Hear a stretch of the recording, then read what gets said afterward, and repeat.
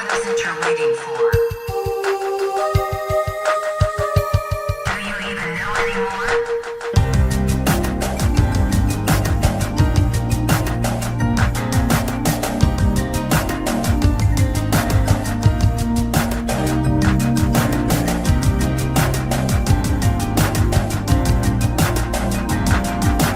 These are people who work hard but no longer have a voice. I am your voice.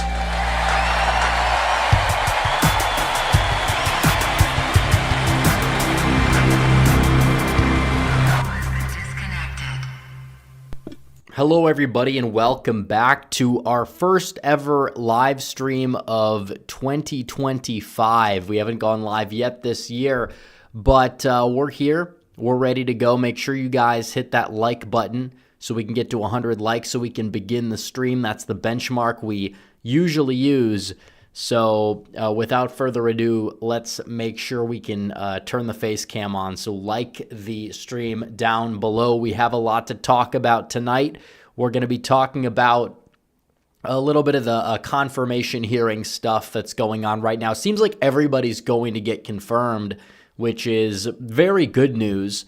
Also, the Greenland stuff. I think we're going to lead off with the Greenland stuff, and then we have one new poll. So not a very long monologue. We'll get to the super chats when we get to the super chats, probably pretty quickly here. But again, make sure you guys like the stream. We're almost at 200 live viewers. We need to hit 100 likes before we turn the face cam on. So make sure you guys hit that. We're, 14 away right now. Now we're 12 away, so you see that there. But we have more than enough people in chat to get it done, and there we go, 101. The face cam goes on right now, and we have a lot to get to. And I want to start off with the Greenland stuff, because we've been talking about it a lot on the channel. And even though we mainly focused on like elections, electoral analysis, and obviously that's still a big portion of the channel, and we've always had the political commentary, current events type stuff as another part of the channel. It's always been there. Usually the videos that do the best are electoral based, but Greenland has been so interesting to so many people that the Greenland content's doing the best. And I think it's because a lot of people find the whole thing intriguing. As it is, it's objectively very intriguing. This whole, we're going to acquire more territory, manifest destiny. That's what this country was founded on. You have so many people with so many different angles. It's actually neoconservatism, people that are brain dead and don't know what the hell neoconservatism is. Or they say it's imperialism. Well, kind of, but it's not inherently like a bad thing. Because Greenland, you could say it's not the top priority, but you'd like to have it because what it does is it brings in resources, it brings in strategy, shipping lanes. And, if you're one of these people that claims to want to be tough on Russia, the people on the left, having Greenland would be like a very, very good point of strength, to have that zone. Look who's mainly got a lot of control of the Arctic right now, Russia. China's interested. Denmark doesn't know how to manage Greenland properly. We can make use of it. And Denmark finally now, because this is an update that was from a few hours ago, Denmark, they don't have any leverage, but they said privately to Trump's team that they're happy to negotiate. They want the conversation to take place behind closed doors. Not really sure what that means, but either way, a good step in the right direction because Denmark said, we'll never sell it. We'll never sell you Greenland. And now look what's going on with Greenland. Greenland, they're sending mixed messages. They say, you know what? We don't want to join the U.S., but then on the other hand, they don't really want to be a part of Denmark. They probably are not going to be able to sustain themselves very well. We're going to have to likely, come in and bail them out a little bit. So either way, you want to look at it from a position of pessimism. It's really hard to do that. Is it likely going to happen in like a couple of months within Trump's term? Probably not. I mean, he could prove me wrong. I'd be glad if he did. But this is something where you're getting the ball rolling. At a minimum, they're open to us expanding our operations on Greenland. At most, we might be able to go out there, strike a deal, get it done, make it a territory or something in the ballpark of that, because it's too small to be a state. Maybe one day, 100 years from now, if you have like an Alaska-type surge of people moving to Greenland, you never know what's going to happen. There's all this talk about the climate. I think a lot of it is overblown, but still, it is true that it is getting warmer. There are more shipping lanes opening up there. You got to take advantage of that, but also maybe there will be more land available. Maybe people will want to buy land on Greenland, but then again, nobody really buys land in northern Canada to the point where it's like, yeah, but Greenland, who knows? Maybe there will be a lot of Americans that end up moving there for some reason if we have it, in the 2040s or 2050s or something, and it becomes a state. But in the meantime, it's just a territory. If they could vote, they probably would vote far left, unless it's like Trump improves their lives, so they'd vote Republican because of that. I don't know. But either way, it's likely not going to be a state. It likely is going to end up being some sort of territory. And it does seem as if Denmark, they don't have the leverage. They know they don't have the leverage. That's why they want to meet with Donald Trump, which is a massive, massive change of tune from what we were seeing not too long ago. But when you are looking at what Greenland wants to do, the prime minister of Greenland, who's basically like a territorial governor, the equivalent of that for Denmark. But, Greenland's technically a territory of Denmark. But they don't really have the best relationship with Denmark right now. They also have claimed they don't really want to join the U.S. They're not ready to go there yet. But now, Justin, they say that the prime minister of Greenland has said he wants to work with Trump in terms of defense strategy, maybe another military base or two. We have a little one up there for the Air Force, I believe, and also exploring its mining resources. That's another thing, because people talk about the resources. Greenland doesn't know how to extract them properly. Denmark really doesn't do a very good job of it either. We have the manpower. We have the tools to get it done. So if we want to go up there and help them, they're basically saying, yeah, they're okay with it, but they're not ready quite yet to say, you know what, the U.S., we want to join you. There was a poll that was conducted that showed that a majority of residents would rather join the U.S. than stay with Denmark. And there was another poll that was conducted by Denmark that showed that an overwhelming supermajority, like 70% of Greenlanders, they want independence, which, again, they're not happy with Denmark. They're open, at least some people are open to joining the United States as well, which would be absolutely huge if it happened. A big victory for Donald Trump. Not necessarily something he campaigned on, but you talk about presidents and you talk about building their legacies.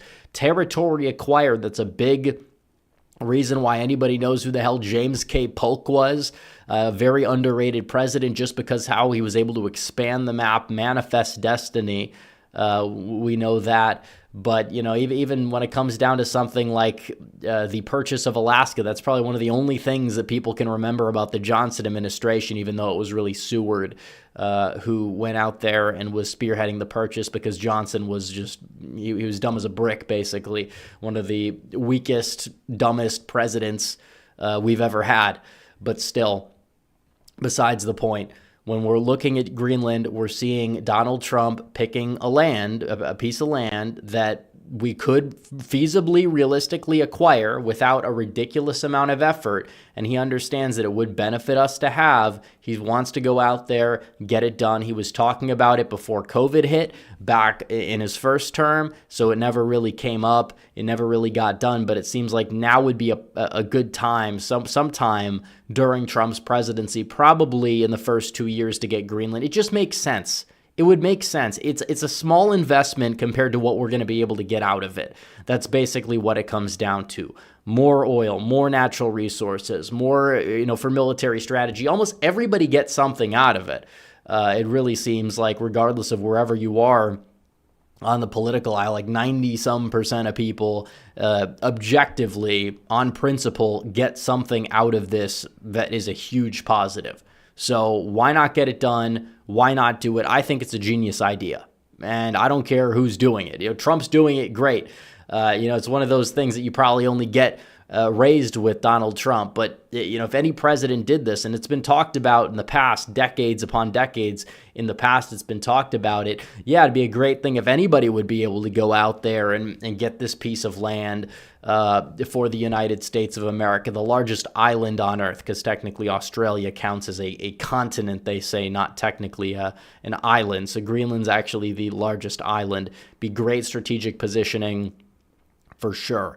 And I know Trump's talked about Canada. I don't think that that's, very feasible. I think there would be a lot of benefits on paper if we did combine our nations. However, there's big, vast cultural differences, and we can't really deal with that. So when it comes down to like economic differences forming like some sort of economic union, Canada uses the US dollar. We have like a trade system that benefits America. We can do business more seamlessly. We don't lose so many jobs in manufacturing to Canada in the process.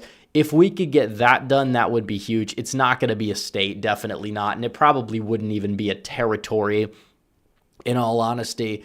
But when it comes down to the Panama Canal Zone, we used to actually have that. Unlike Canada or Greenland, we actually had the Panama Canal Zone. So I think that's definitely something that we need to look into, because a lot of trade routes go through there. We used to have control of it. We don't have control anymore. We built the thing we should have control, maybe strike some sort of deal with Panama to get it back. I think it's very, very possible that we can.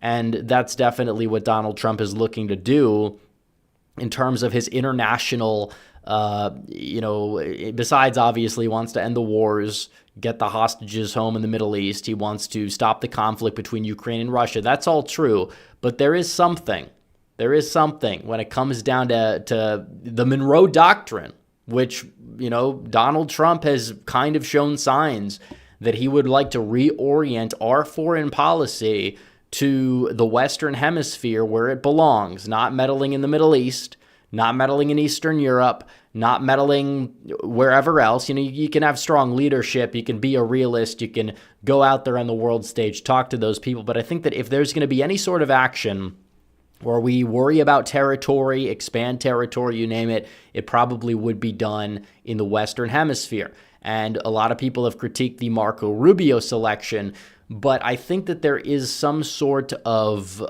justification for why Donald Trump went that route, because he sees Rubio as somebody who is improving, somebody he can push around instead of the other way around. So he's going to have to do whatever Trump wants him to do. He's, peace through strength kind of guy when it comes to the other conflicts going on, but also he's been very skilled in Western Hemisphere foreign policy. And if you talk about a return to the Monroe Doctrine, that's what Trump, I think, is looking to do. That's why he wants to acquire Greenland. That's why he's even talking about Canada. That's why he's talked about, if we're going to go to war, we're going to destroy the cartels in like a day and then come back.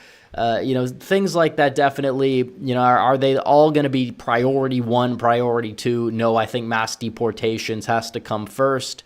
But are these things that Trump should look into during his presidency? And maybe he could pass them along to his successor. If Donald Trump is favorably viewed, does a good job, Republicans in 2028, J.D. Vance probably is going to be the guy to take the mantle unless something drastic happens. But yeah, the legacy will live on, and that's what it comes down to. So that's really it for the Greenland stuff, the Manifest Destiny stuff. I wanted to touch base on the hearings where you saw today Pete Hegseth. He was being grilled by the Democrat senators. And honestly, what do these things do? Because we understand that Democrats get their optics moments. Oh, we got this guy because we mentioned an economic union in Southeast Asia, and he didn't mention the country, but that's not like having anything to do with leading the Department of Defense whatsoever. But you see what these people do. They get the senators to grill the people. And the same thing happens on the right. I mean, we understand this. How many times have you seen clips of Ted Cruz grill somebody and it goes viral on social media? That's all these hearings are for. We understand. We've seen the reports that Hegseth has the votes. We've seen the reports time and time again, and they're still so fixated on, this is going to be damning for Hegseth. It's like, no, all these people are getting confirmed. The only one who wouldn't have gotten confirmed is likely Gates, and he very well could have been cannon fodder to shield some of these other people. But all of Trump's appointees likely get confirmed. Some of them might be close calls. Maybe you have a couple Republican senators defect, but the precedence of this would show that, yeah, even like RFK Jr. seems to have support across the aisle. Maybe like Bernie Sanders and John Fetterman are going to vote for Tulsi Gabbard, you name it. So it's like there's not really going to be anyone at risk, but they're still having these hearings where they throw these fits where, oh, we're going to try to make the guy look bad and try to air his dirt. And it just unfazes him. It's the meme. Everyone's seen the meme of the lady yelling at the cat. It's the same exact thing, except it's inverted. But you have Gillibrand from New York, who's just like yelling. All these crazy people on the left, they're just yelling. He's unfazed. He's unfazed by it. And it's literally the lady yelling at the cat meme. That's the only thing that really comes to mind when it comes down to this. And you have these hearings, and what do they lead to? They're just largely spectacles. They don't do anything. It's not really like they're changing any votes or that there's anything that's being unearthed that's like massive, at least not yet. But that's what they're doing. I think the whole point of recess appointments would have just been to skip the process of doing such hearings. It's not like Trump just put somebody in there and then, oh, they're already in there, because there was a little bit of a misconception as to what recess appointments really meant. Now, there were ways around it. Let's say Trump really was adamant on putting Gates in AG. Gates wanted to stay in. There's certain acts that have been used before. One that passed in the 90s, I forget the name off the top of my head, but it was during the Clinton administration where you could put somebody at a post for like 400-something days at a time, which would take him into like 2026. So it's a little unclear. But either way, Trump has built his cabinet. His cabinet is indeed being confirmed. And honestly, this is why they're out to get Pete Hegseth, because it's not like they care, oh, well, he said this thing about, or he like, they'll say that he is like bad to women or something. But these are the same people that were calling Doug Emhoff, who's Kamala Harris's husband, quote unquote, like some masculine icon when he beats the nanny, he impregnates the nanny, they abort the baby, all this crazy stuff. That was fine. That was, it didn't matter. He was still an actual icon of non-toxic masculinity, they say. But when it comes down to Pete Hegseth, normal guy, definitely fit for the role, central casting, total Chad, everybody knows it. They're out to get him mainly because he is not a part of the system. He's not. I mean, I don't agree with everything he said in foreign policy in his entire history. He said some little bit of hawkish stuff in Iran like 5 years ago. Does seem as if he shared Donald Trump's sentiments at the time, which, again, you could debate that all you want. But still, it's not like Trump got us into a war with Iran. He didn't. He actually took out their general and then used his own power to de-escalate the situation after the fact. He got away scot-free without anything else taking place. But, the bottom line is that Pete Hegseth is not controlled by the Department of Defense, the typical people that would be put in that position. That's why they're out to get him, because he doesn't represent the special interests. And here's a clip of him when he's being asked questions by Senator Ted Budd out of North Carolina, who's almost certainly, obviously, going to vote for Hegseth. But listen to this. I feel, frankly, a little bit liberated. He said, I didn't work at Lockheed or any number of, pick a defense contractor. I didn't mean to point one out in particular. Pick any. I don't have a special interest in any particular system or any particular company or any particular narrative. I want to know what works. I want to know what defeats our enemies, what keeps us safe, what deters them, what keeps our enemies up at night. Whatever that is, I want more of it, and I want to invest in it. And I know that's the view that President Trump has as well. And this is a guy who they say, oh, was like a Fox News guy, so therefore he's like, some sort of like inexperienced guy. He has, double Ivy League degrees. He's somebody who is very decorated in terms of his military experience and expertise.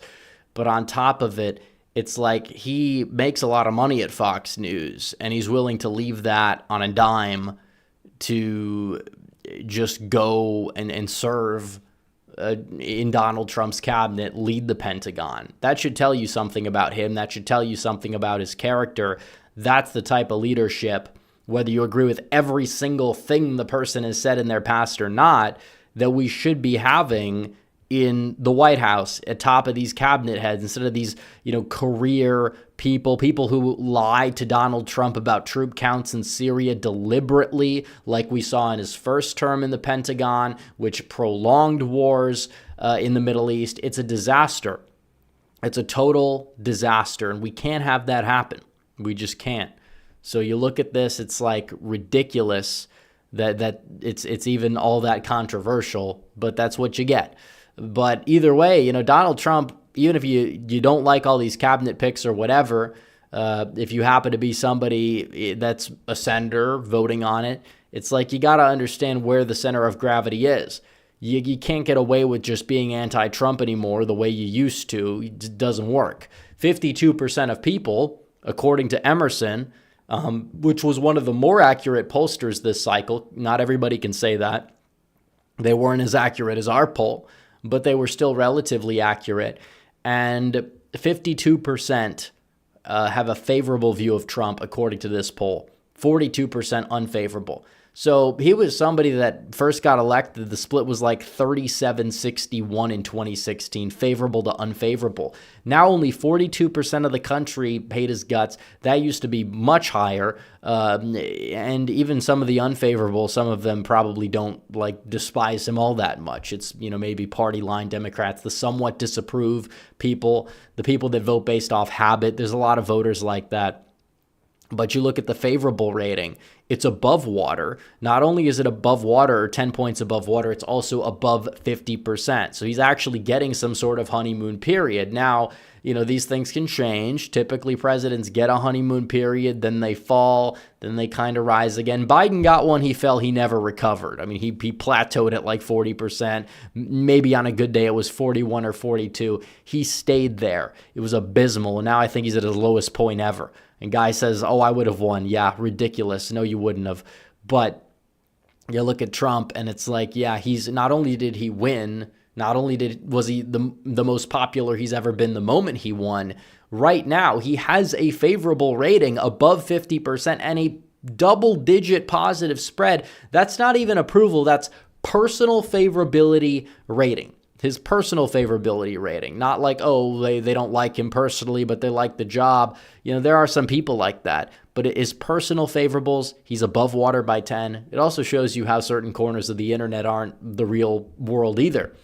But still, that's huge. That's absolutely huge. So I want to get to the super chats. We have 600 live viewers. Guys, like the stream down below. Let's get to 300 likes. We almost have 200. Let's get north of 300 likes. Make sure you guys like the stream and subscribe if you haven't subscribed yet. We're almost to 215,000. I'd like to get there before the inauguration if possible.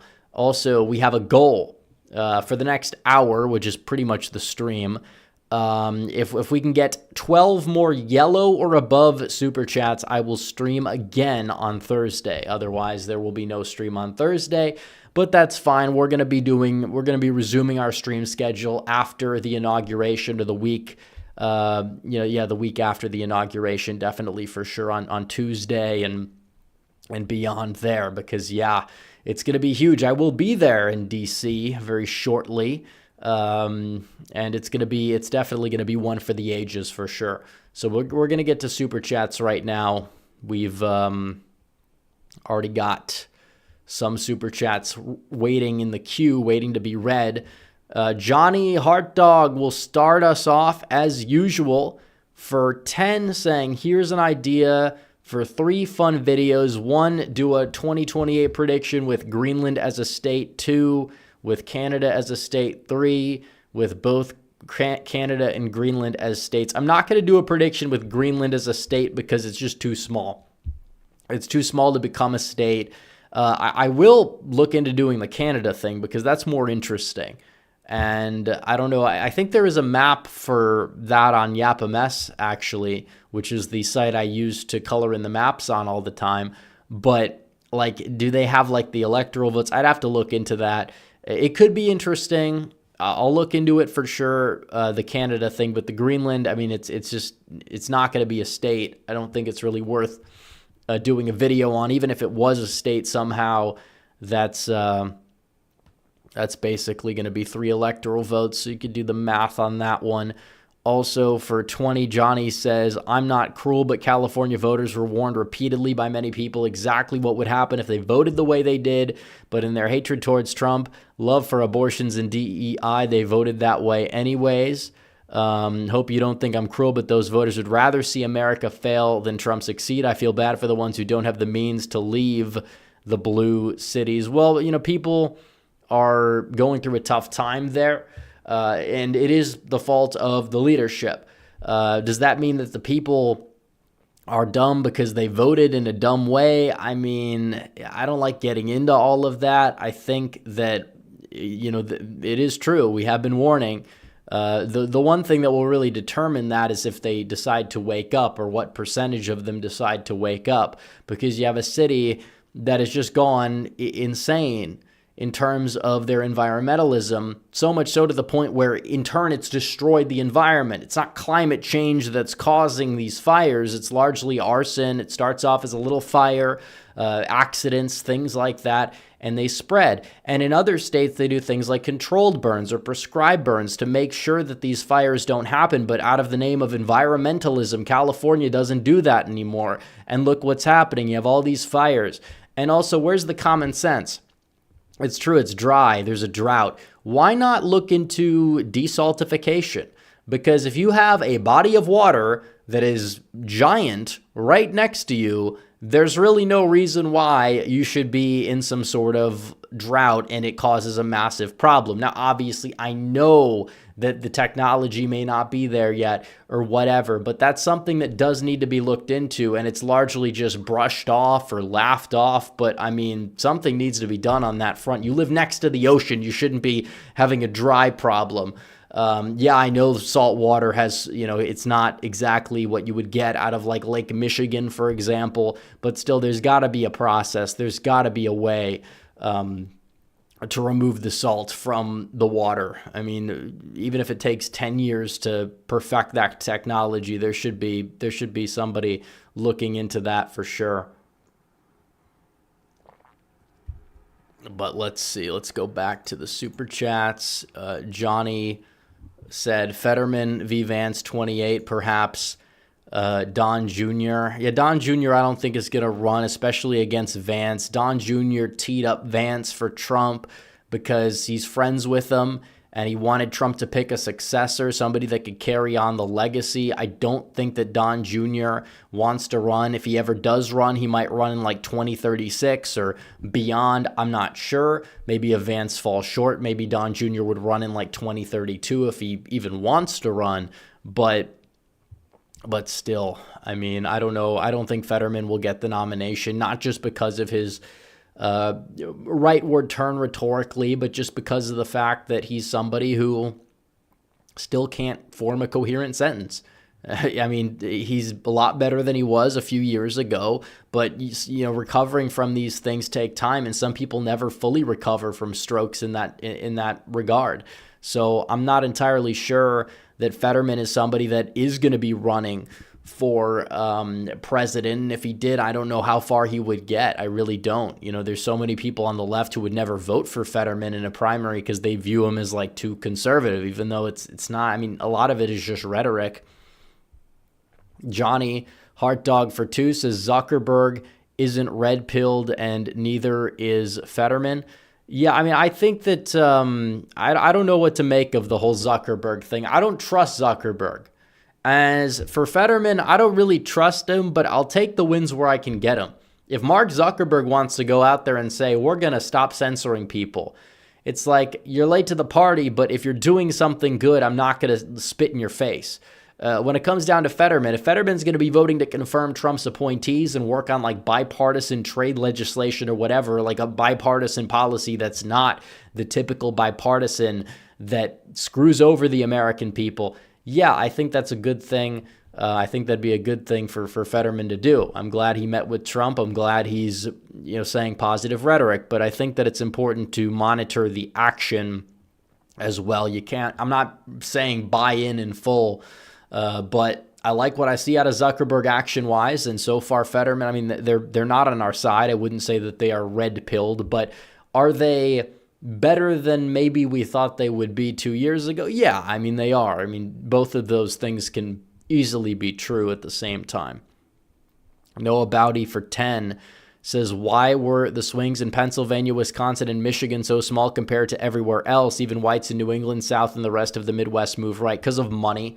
And I think Wisconsin had a little bit of shenanigans going on too. But another factor is a lot of those states have a lot of old people, and people aren't moving there. So what you get with that is you have a lot of people who are more set in their ways voting pattern-wise. So you have a lot of people who just vote straight ticket R or vote straight ticket D. And that plays a role to a certain extent in those places. But, there's still enough for Trump to win. And the fact that he brought this massive coalition nationwide with him, it's absolutely huge. But there were pretty decent swings, in these places as well. Wisconsin surprised me, and that's why I claim there's probably a little bit too much shenanigans there. And I think it did impact the Senate race. I think Michigan's Senate race probably as well.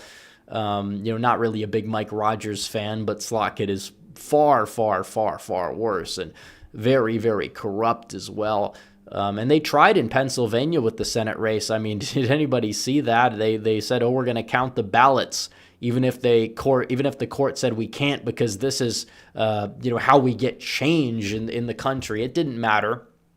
It didn't matter one bit. Well, I mean, there were votes. I don't know how many of those votes ended up getting redacted at the end of the day, but you saw Bob Casey, who many people said was unbeatable, go down at the hands of Dave McCormick, honestly thanks to Donald Trump nonetheless. But you did see a lot of shenanigans in some of these places, but it wasn't enough for the presidency, and that's what we were talking about all year, and that's exactly what I've been saying all year, is too big to rig, and it indeed was too big to rig. Johnny Hartdog says, I'm tired of Bannon driving a wedge between Trump and Musk. A person who agrees with you 85% of the time is not the enemy. Musk is on our side. Well, he is on our side, yeah. I think Bannon is okay to say, we're not going to tolerate you diluting the agenda or pushing the original supporters out because they happen to disagree with you on something. Like, that part is real. I think Elon has a role. I think people like Vivek Ramaswamy have a role. I don't think insulting Americans is the way out. And so far, it seems like they've both been relatively quiet since then. So I don't know. I don't know what's going on. I don't know the inside, conversations Trump's had with these people. But I like both of them for different reasons. I like Elon. I like how he was able to change X for the better. I like how he was able to go out there and help Trump get elected. But at the same time, I don't agree with his H-1B stances. I think some of it is overblown by some people. But if it's true that he's trying to get Donald Trump to increase mass immigration so long as there's paperwork involved, well, that's not what I signed up for. And that's not what a lot of Trump's voter base signed up for.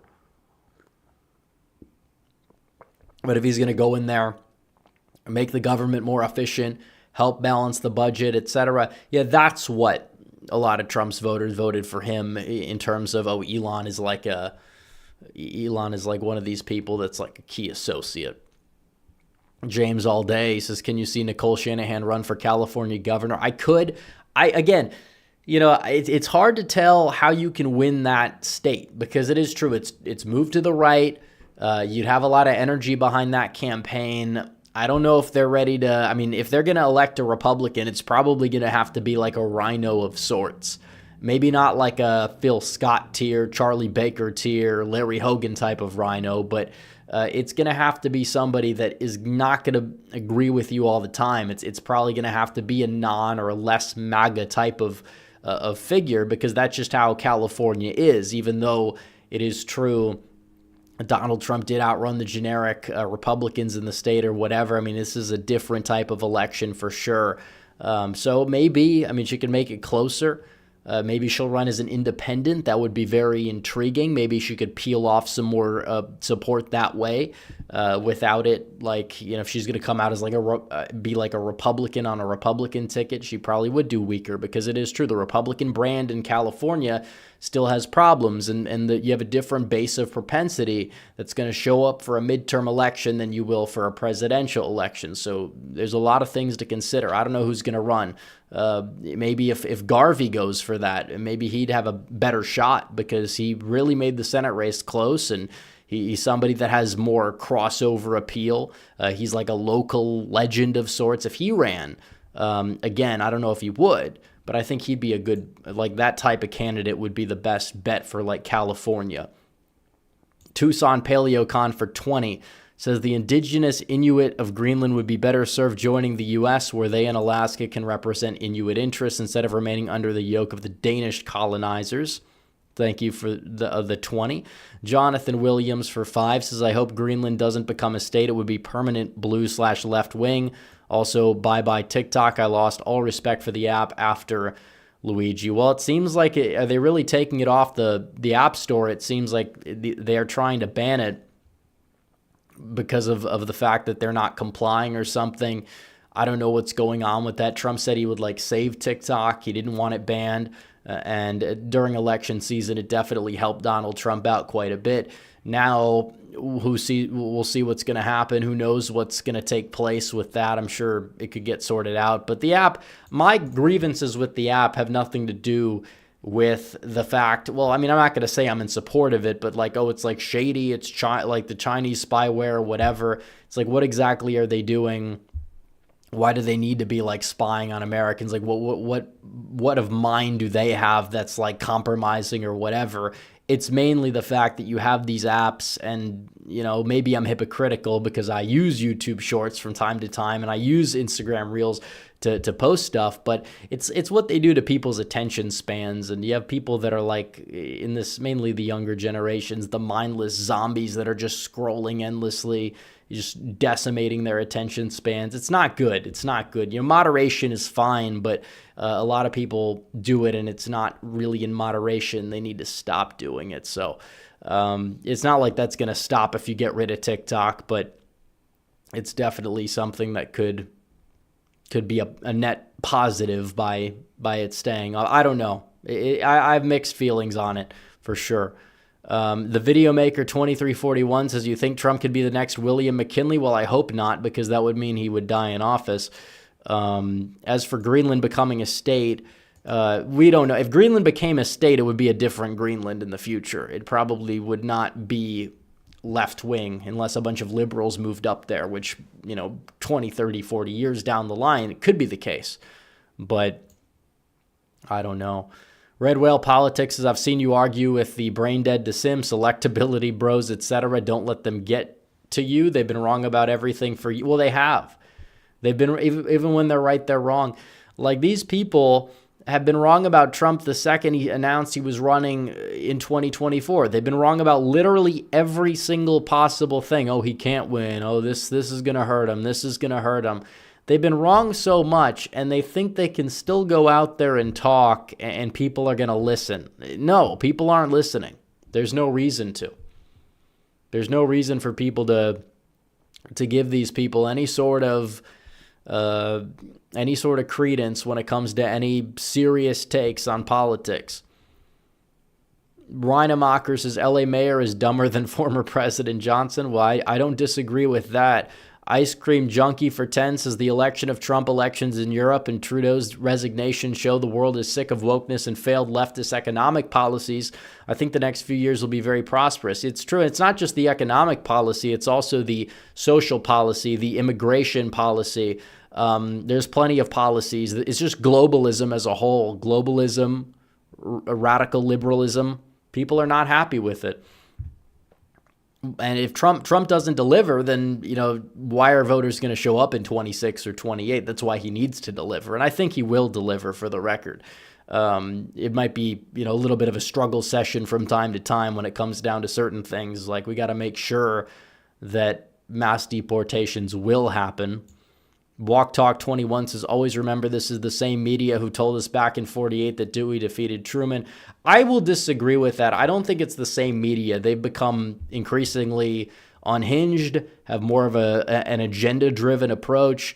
I honestly think that the Dewey-Truman stuff is more of an honest mistake. Now, if you want a better comparison, they thought Kamala Harris would win Iowa. That's pretty recent. Do people remember that? Yeah, I laughed it off at the time, and I said I had a lot of people saying, you're not taking this seriously, and it's like, yeah, because it shouldn't be taken seriously, and it should. I honestly thought Trump in Iowa, I didn't think he was going to take the state by, 14? I thought he'd take it by like 10 or 11. Red Whale Politics for 10 says, I hope they run Kamala in 28, start calling JD weird again, especially when he's the most normal guy or dad in the world. They have a terrible man problem, worse especially among white men. Exactly. No, if they run Kamala against Vance, she's going to get destroyed.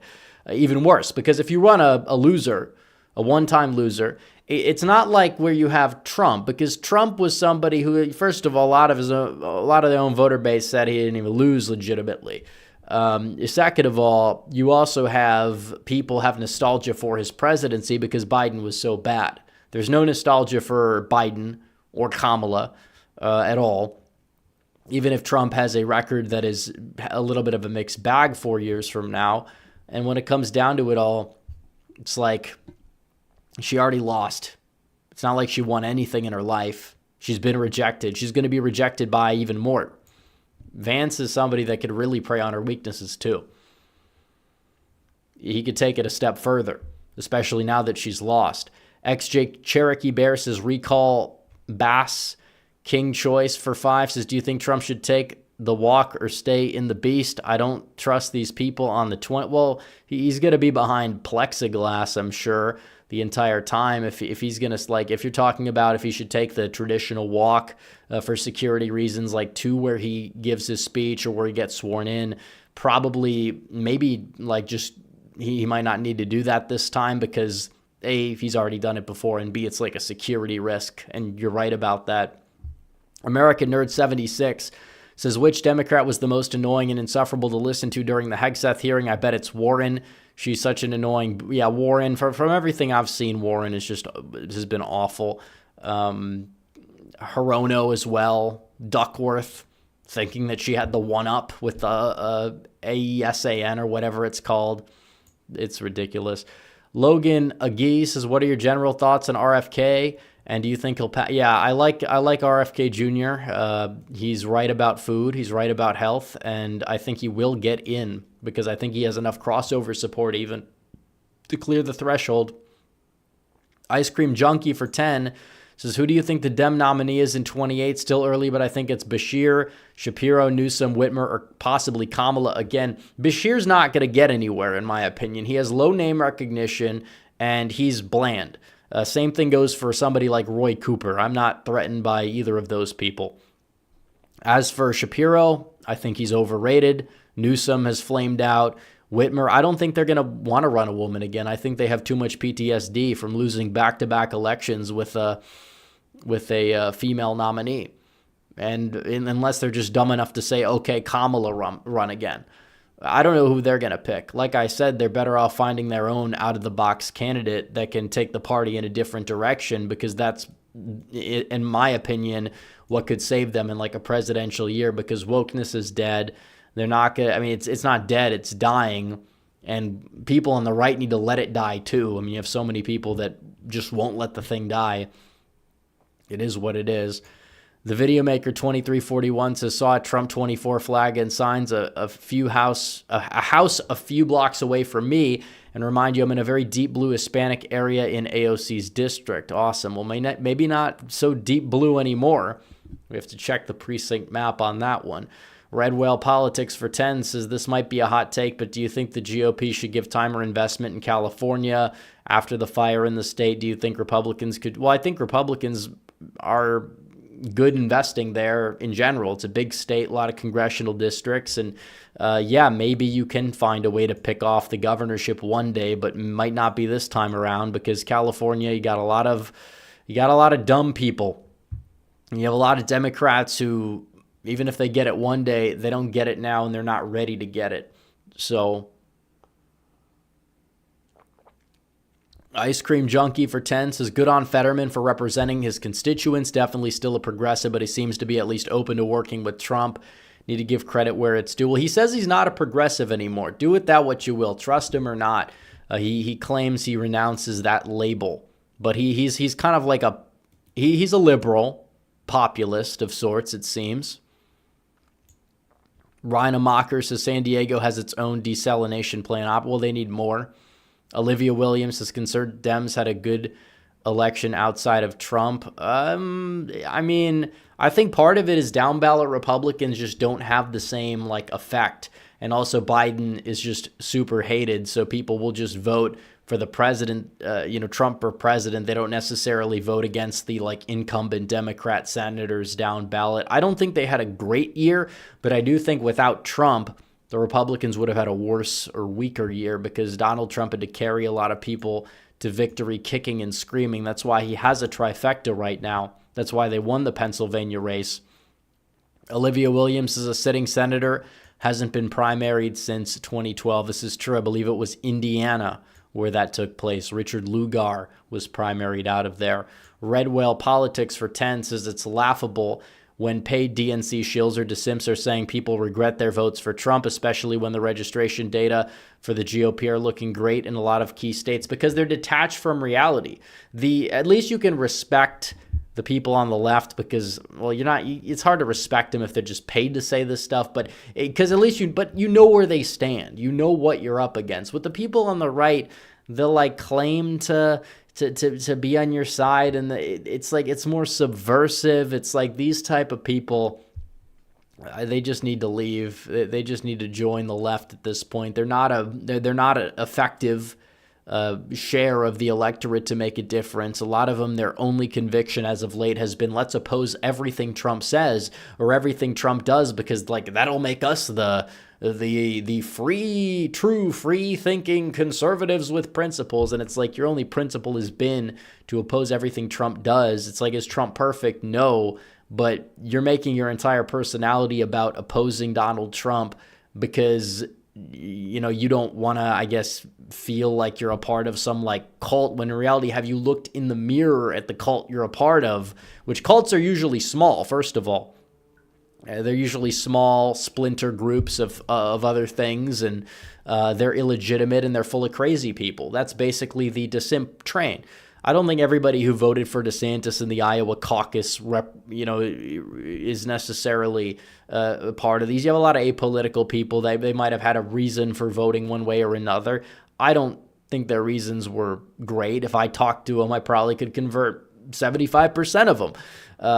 But when you have these other people, they're acting entitled. They can't get over a primary loss from, honestly, a year ago yesterday or a year ago tomorrow. Yeah, I mean, you just get over it or join the other side if you're that much of a weak person without any real convictions. Olivia Williams says, "What happened with Rap? Was he crying? Was he dying?" I don't know I don't know the full details of the situation. I think everything's fine now. It's more of a question for him than it is for me. Patriot 345 says, in 6 days, will it be the return of the Jedi? Apparently. Sven Olsen for 10 says, is there anyone else you want to run to primary out Cornyn? Well, Ken Paxton, I think, could do it. And because Texas is such a red state and Paxton is liked despite his controversies, I think Paxton would be a great choice to primary out Cornyn. I'd love to see it happen. And that's another thing that happened today. The Democrats joined up to elect another weak speaker that allowed Democrats on chairs in the Texas State House. The Texas Senate, they're solid, they're normal. The Texas State House, not so much. And a lot of the bad people were removed. They didn't get Phelan, but he's out of leadership now. At least the post he had before, and it's yeah, this is a major problem. Something needs to change here. It's harder to enact the change because you only get the state legislature meeting for 6 months every 2 years. So it is what it is. American Nerd 1776 says, thoughts on Thomas Massie getting removed from the House Rules Committee, given the stunt he pulled during the speaker vote. he probably deserves it. Well, the thing about Thomas Massie is when you make the perfect the enemy of the good that much, it's a problem. It's a problem. And when you have somebody who, like Mike Johnson's a pushover and you don't want them as speaker, you're voting for somebody that is objectively worse than Mike Johnson to be the speaker. What are you trying to prove here? Some of people in the comments were like, well, he's just doing it to prove a point. It's like, what point does that prove? It makes you look like a jackass because he is one. It's like, I'm told this guy's like the based real conservative. Have you seen his record on immigration? Have you seen his record on a lot of different things? A lot of his, votes are just contrarian. Now, at least he endorsed Trump at the 11th hour. And then you look at somebody like Rand Paul. Rand Paul didn't endorse Trump, even though Donald Trump gave him basically everything he would need in a campaign, even basically promising his father some sort of post, which I guess he's got in the Doge thing. But it's like there's nothing that he could have done to get that Rand Paul endorsement, I guess. Very strange.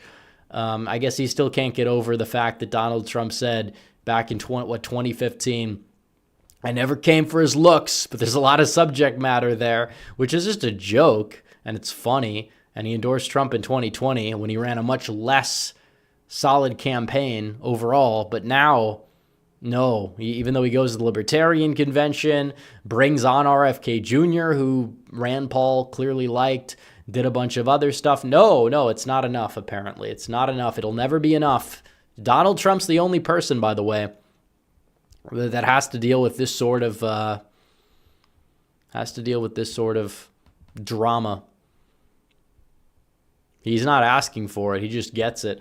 Patriot 345 says, I think Ronnie Jackson has a chance, especially if Trump endorses him. Maybe. Ice Cream Junkie says, I like Massey's fiscal policies, but he almost cost us the speakership. Not sure if I can forgive that. Well, he's a grandstander. Is he right about a lot of things? Yeah, he is. But after a certain point, you can see why Donald Trump doesn't like this guy, because all he is a grandstander. And not everybody in the Freedom Caucus is like it. But the fact that the Freedom Caucus has a lot of these grandstanders is partially why Donald Trump doesn't have the best view of the Freedom Caucus. And it's partially why a lot of the endorsements that he's made in some of these House primaries have been weaker. It's people like Massey grandstanding. And by the way, speaking of primary endorsements, Massey was nowhere. If he cares so much, why isn't he trying to actually go against the grain when it actually matters? Countering Trump where it actually might make a difference. He's nowhere to be found. That should tell you something. Red Whale Politics says, I'm struggling to think what Democrats could run on in 26 or 28, especially when they're losing on, well, it depends. Like, you're right, they're losing on most of the issues and woke is dying. But if Republicans do something stupid, not necessarily Trump, but Republicans do something stupid, try to pass a budget where they cut Social Security, yeah, Democrats have a massive issue to run on in 2026. So this is why I tell Republicans to not be stupid and actually go out there and, deliver without any third rails being touched. Die for Oil says, how do you feel about the H-1B visa drama? I've expressed this on the previous stream, which I know was like 2 weeks ago, a little bit more than that. But I think Elon's wrong. That's what I said. H-1B says we don't need to be increasing legal immigration. The system is ripe with fraud. The system is broken. It's designed to be broken. It's designed for corporations to lower wages. It's high. They say high skilled. A lot of the people coming in are not necessarily high skilled. Now, I will say that Elon did acknowledge some of that in a subsequent tweet. He should have led with that at first. It would have saved a lot of drama. But H-1Bs overall need to be cut severely. It's a broken system. It's being taken advantage of disproportionately by one country on one subcontinent. And I've dealt with a lot. I've seen a lot of people. It seems like the whole drama died down, but there's like a lot of these like Hindu supremacist types. And they don't get a lot of coverage in this whole debate, but they've been just awful. Some of the most anti-American, vile statements I've ever heard from these people. Yet so many people want to focus on like a few fringe people on like the right, even though a lot of what they've been saying, even if I don't even like a lot of these people, it has been factually correct if they're at least focusing on the substance of driving down wages, it being a broken system, which it is a broken system. So, absolutely.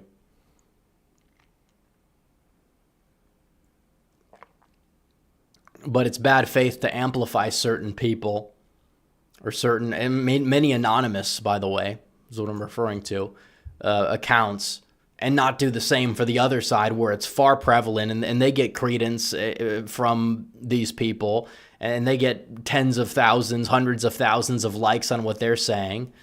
It's ridiculous what I see. It's like they put up a math test. This is a math test in India for the ninth grade versus the American test in the ninth grade. First of all, it's cherry picking. Second of all, I could do it easily. Third of all, you look at the average performance, like at like world events, it doesn't add up. The U.S. always clears. It's like they're cherry picking certain things in order to push a narrative, basically. And it's like, why do you want more immigration to a country that you claim is dumb and hateful and all this stuff? Why would you want your people moving there? Exactly, if that's the case. We don't really get an answer because it's all to push an agenda of theirs. Red Whale Politics says, what's the most realistic amount of rhinos in the Senate that we could primary in 26 and 28? Probably not many of them. Like, if McConnell was running for re-election, I think he could lose a primary, but he's not running. I don't think he's old. He doesn't want to have the embarrassment of that. So, yeah, I don't see that. Let me see. But I don't know. Primarying senators is very difficult. Primarying governors is very difficult. Congressmen themselves, it's very simple. It's simple if you coordinate, you run strong candidates against them. It just doesn't happen very often, as much as it should, but it can happen. Mike Oxart says Massey's an L except his Israel stance. Yeah, he doesn't support aid, which that's something that I guess you would say he's better than a lot of other people who want to send X amount of billions of dollars per year. You know, not entirely wrong, but just because you have, people that'll have these positions, but then if they grandstand when it comes down to things like this, kind of dilutes a lot of the pull that they could even have on certain topics. So H Hawk 2001 says, I forgot to buy champagne after election night, but on inauguration day, I certainly won't. I did have a nice Syrah, though, after Trump won at 2 a.m. I think he won a little bit before 2 a.m.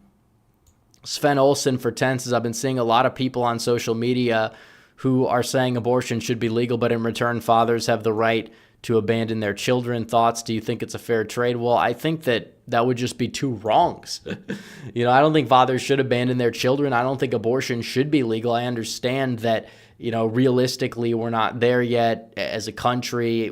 People running on, we're going to ban, it's going to backfire eventually. It's, they're not going to win elections. And if they enact it, they're going to see the other side win the next election, probably for the next decade or so, next few decades. Until it's a settled issue, it's going to have to, the change is going to have to come in the culture when it comes down to that. But I don't think it's a fair trade because you basically have two wrongs. So I don't know if I would say that that's a good thing.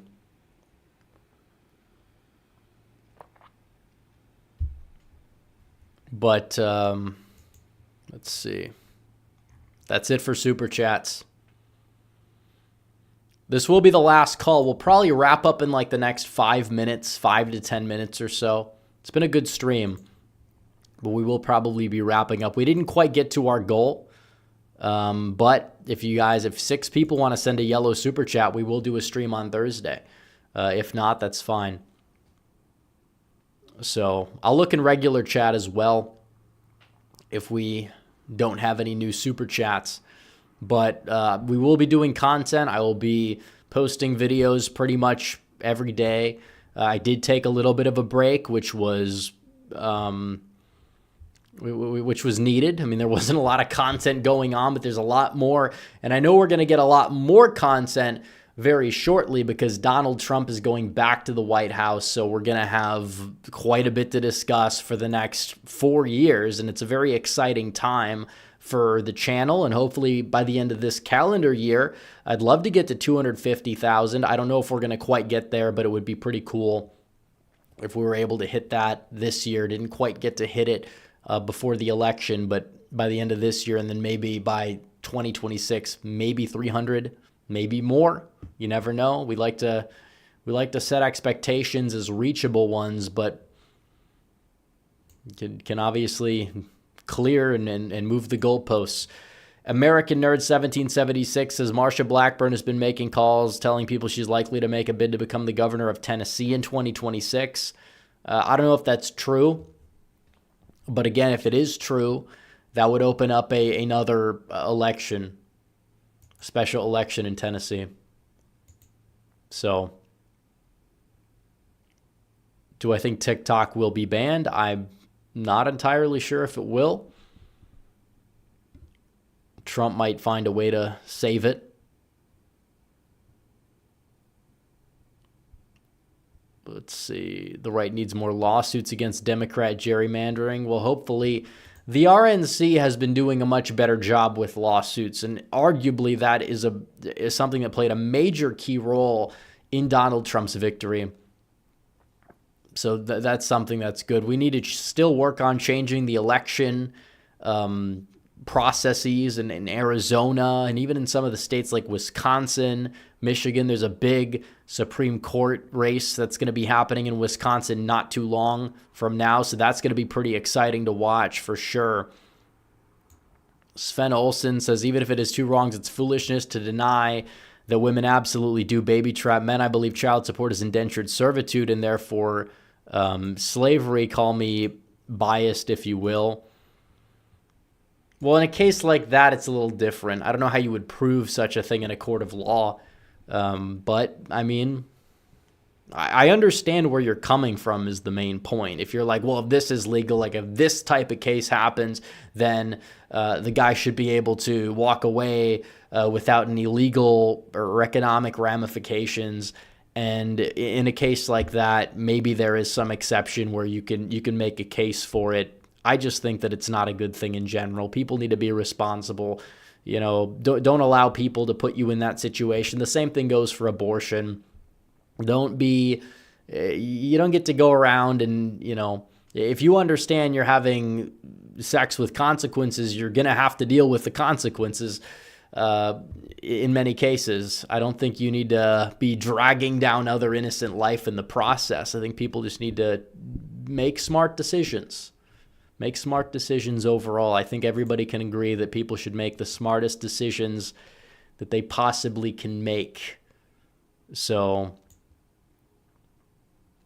that much is true. I can say that much, but I appreciate the super chat.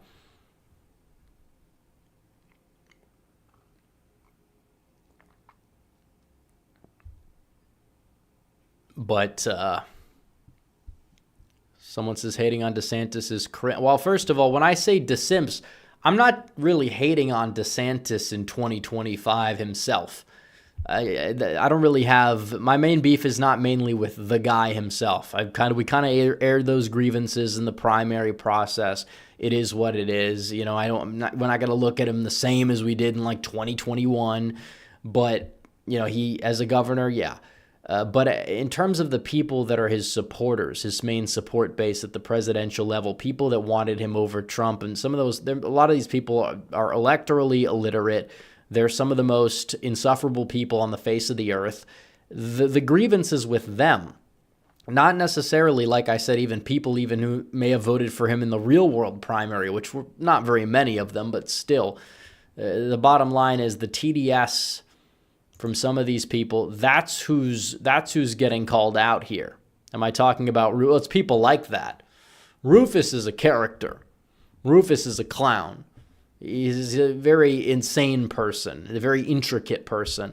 Somebody that it's like you couldn't even, if you're writing a script for something, you couldn't even make this person like in a movie character if you were like writing them from scratch, because that's how like crazy, insane, just intricate the character is, the character arc and how deep it goes.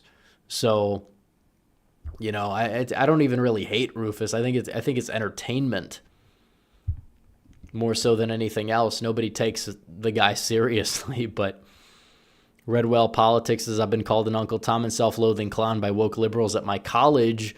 It goes to show how woke identity politics is brain poison. Well, it is, and it should be dying out, and it is dying out, but it's going to take a while because you still have a lot of these people, very miserable people that are in those positions of power in institutions, like you mentioned, working at a woke institution like that, and they're definitely not going to be going away. The woke liberal, you know, they're a minority for sure of people, especially now. It's not trendy to be woke anymore. People follow trends. A lot of the masses follow trends. But yeah, the amount of woke people, they're not where they used to be. I'll leave it at that.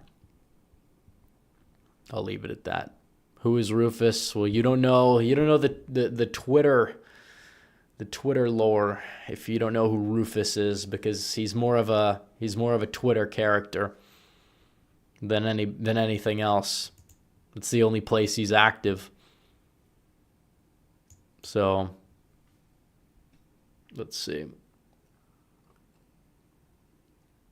But I think we're gonna wrap things up, guys. It's been an hour and 5 minutes, but I appreciate everyone for tuning in. I appreciate everyone who super chatted. Make sure you guys like the stream before you go. Make sure you guys subscribe to the channel before you go if you have not yet subscribed. And I will be back, probably not Thursday, but I will be back with a stream sometime soon. I could promise that much. So anyways, guys, thanks for watching. Red Eagle out.